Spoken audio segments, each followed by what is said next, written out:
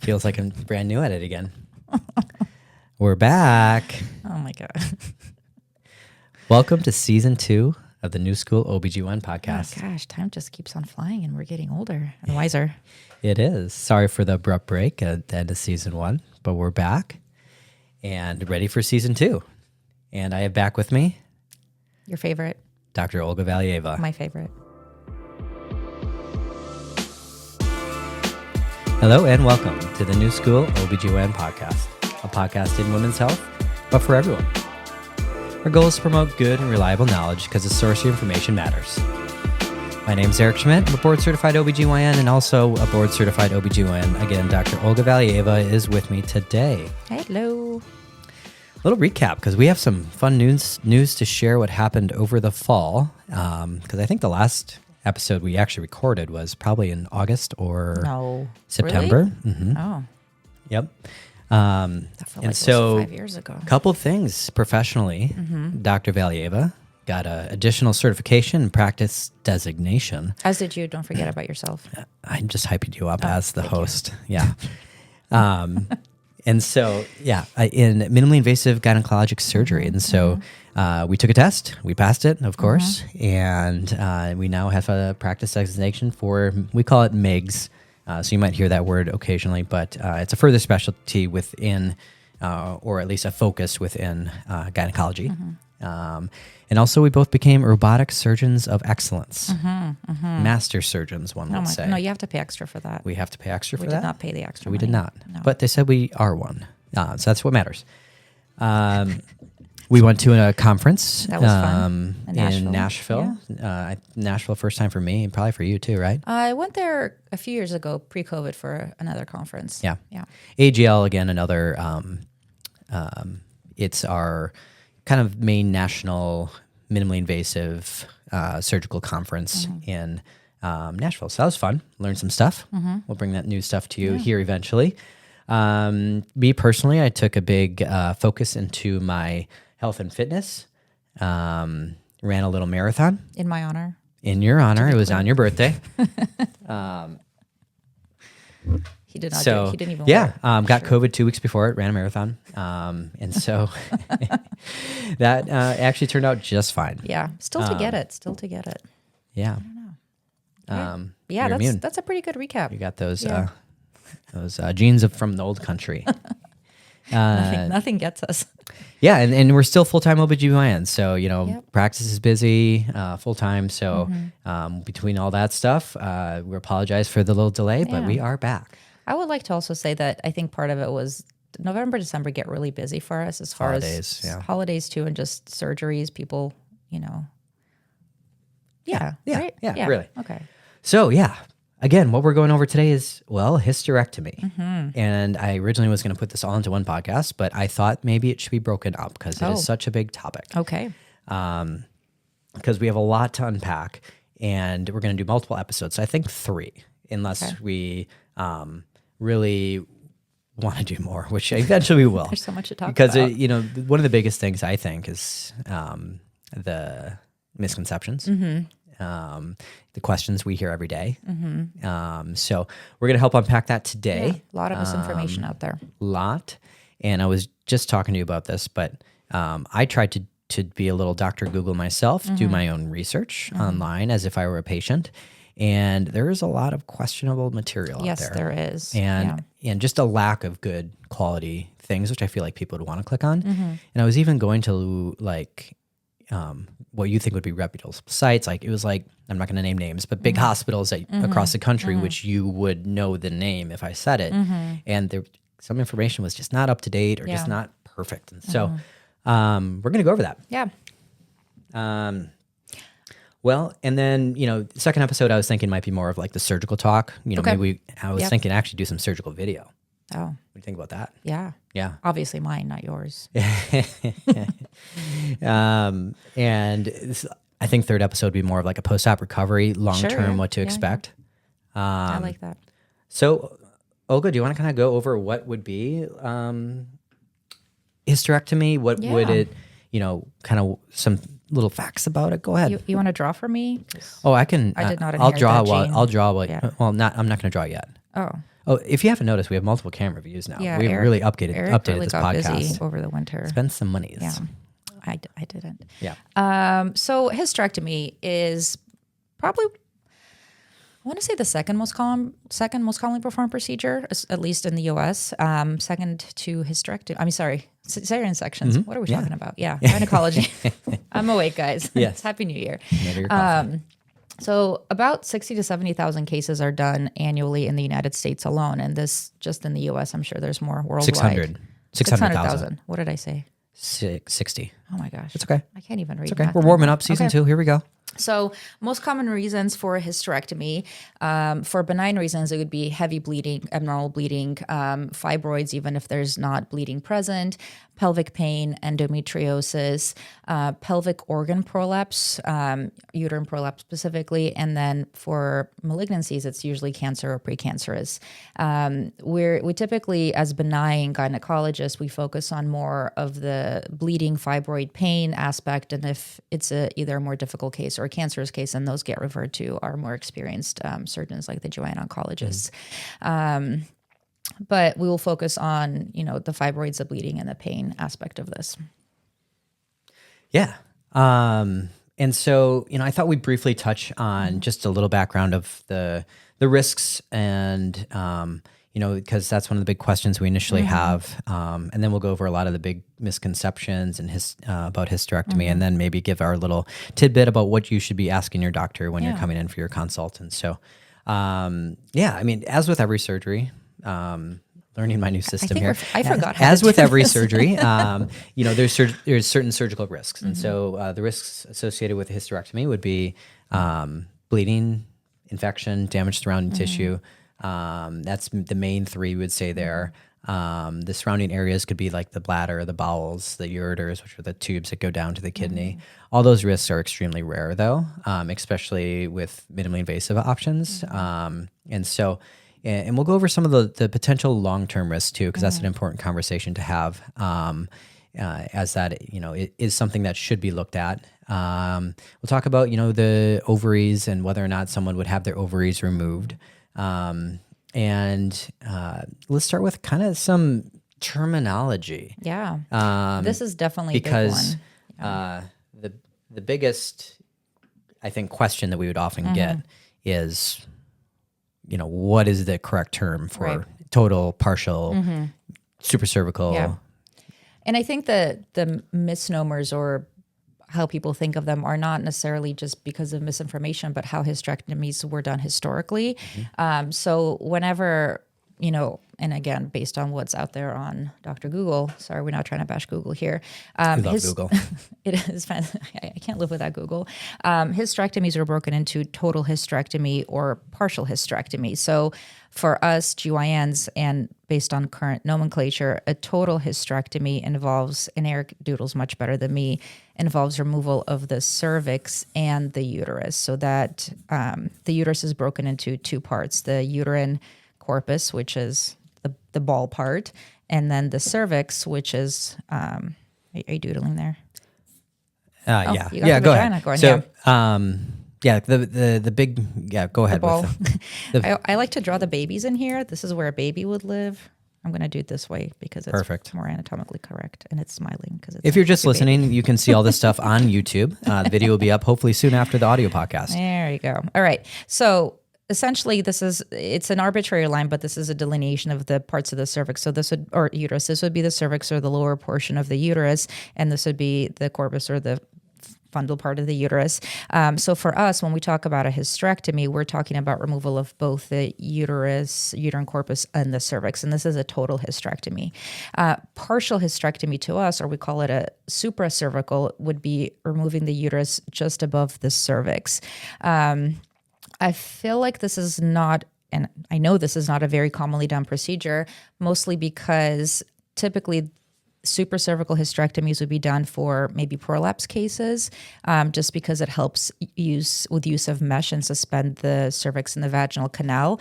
Some patients do have a strong desire to retain their cervix. However, the downside of keeping your cervix is A, you're still at risk for cervix cancer, and B, sometimes uterine lining or endometrial tissue gets a little bit of it is within the cervix, and women or patients will still have cyclical monthly bleeding. Not as heavy, but it is something that could be an annoyance for some patients. So I would say majority, over 99% of the hysterectomies I do involve removal of the cervix as well as the rest of the uterus.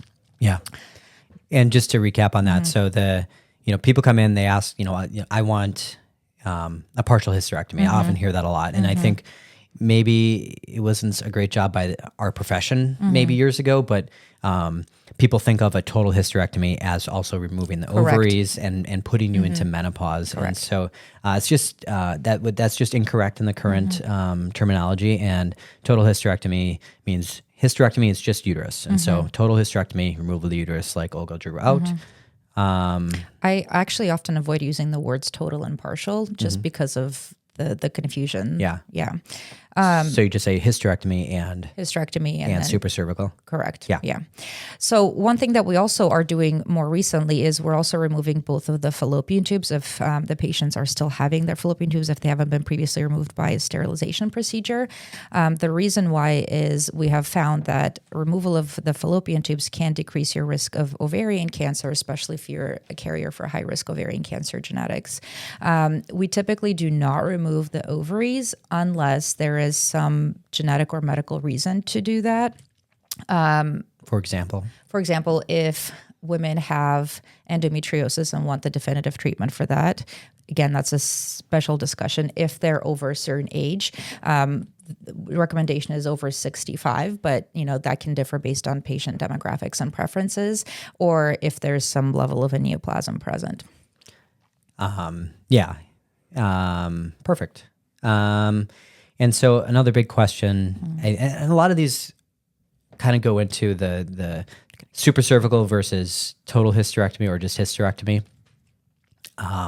But some people might have questions like, okay, now that you remove my uterus, am I going to have prolapse or is the top of the vagina or the sides of the vagina going to start to fall out? And so that was the initial thought, is if you keep your cervix, that might actually help, Correct. Prevent that. But, what I like to do is explain to patients that the uterus doesn't really hold up the vagina. And I think that's a misconception. Some could argue that it more or less pushes down on it. Especially if it's heavy, fibroids, et cetera. Right. And so there's also ligaments that are attached here. And when we do the hysterectomy, we save those ligaments, and that's part of the top of the vagina then. And so, no, and the vagina is also held up by all these attachments along there, the muscles, the ligaments that go alongside the vagina, pelvic floor. So that plays more of a role in the prolapse than the cervix per se. And so that's a big one. Yeah, and I think this is a good education point for patients too, just because pelvic organ prolapse or uterine or cervical, vaginal, whatever prolapse, it's not so much a matter of what you've had done surgically. It's more of age, genetics, pregnancies, not necessarily vaginal deliveries. Of course, that increases your risk, but just over time with aging and laxity, our tissues change, right? I mean, I always make the joke that when you're 90, everything's going to hang on the ground, right? So whether or not you have a hysterectomy, all patients are at risk for prolapse. The hysterectomy is not necessarily going to speed it up. If anything, we suspend things a little bit more tightly, depending on the case, to the ligaments and hold them up. So hysterectomy itself will not increase your chance of a prolapse. Perfect. But your 4 9-pound babies will. That is. And then, getting to menopause too, Sure. another big risk factor. Yeah. Other one, will sexual pleasure change? And the way I'd explain it is that it really shouldn't. It shouldn't, no. A lot of the areas for sensation are more towards the outside, in that first third of the vagina, the clitoral region. So really it shouldn't. Yeah. The cervix doesn't have a lot of innervation to it, if any. And so any positive innervation, let's just clarify that. Okay. If anything, it just hurts all the time. Yeah. Yes. Yeah. I also will tell my patients that I feel like, especially if they're having hysterectomy for pelvic pain or dysmenorrhea or fibroid and pressure, if anything, this will improve their sexual satisfaction because we're eliminating a source of pain, right? So it doesn't impact it negatively. If anything, it will impact it for the better. Yeah. Yeah. And not having to deal with all those times, because Yeah. one of the main reasons is bleeding. And so, If you're bleeding 2 weeks out of the month, right, that makes it hard. puts a damper on the sex life for sure. Another common one is this going to change my hormones? Am I going to go into menopause? So as we talked about, we're not often removing ovaries. The ovaries are the source of the hormones. The uterus itself has really no hormonal function or influence whatsoever. So while we can't say 100% nothing will ever change, there is potentially some maybe changes hormonally. So we know that women who have a hysterectomy tend to go through menopause a few months earlier than their non-hysterectomy counterparts. A few months to a few years, yeah.